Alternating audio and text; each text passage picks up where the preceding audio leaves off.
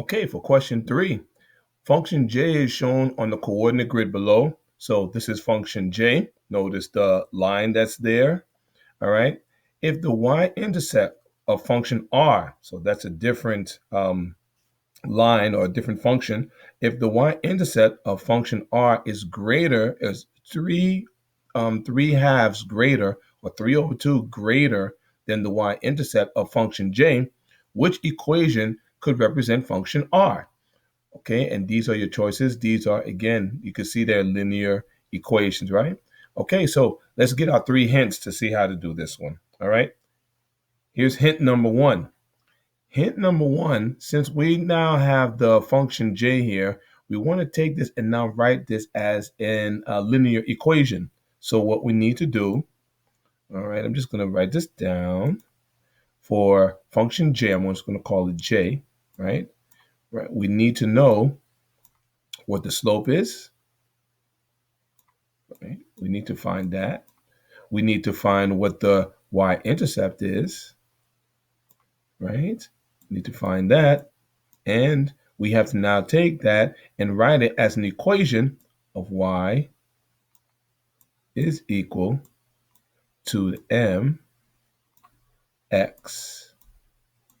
plus b. There you go. That's hint number 1. Hint number 2. Now you're going to, since there we have the equation for the first one, and we know what the y-intercept is. We found the y-intercept. So now it says if the y-intercept for function r is 3/2 greater than the y-intercept for function j. So the y-intercept for function r is 3/2 greater than the y-intercept for function j. You should have found the y-intercept for function j. So we'll take that and we're going to add it with 3/2. So find the y-intercept for function j, right? That will be whatever b is. And now you're going to add it with 3/2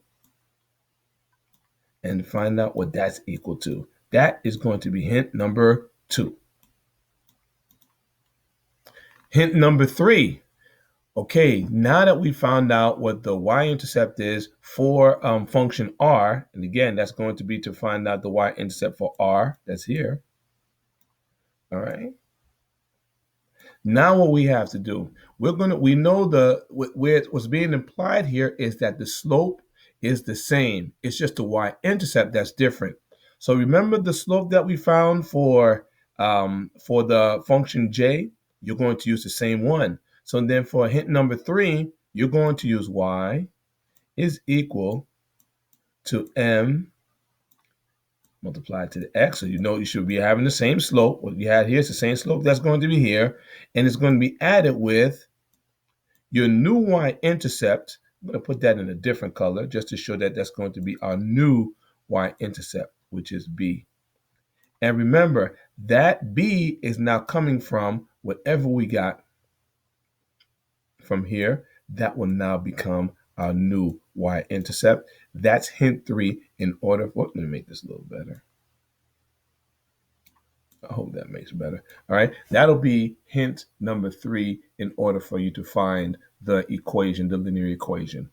Good luck, everybody. Hope that was helpful.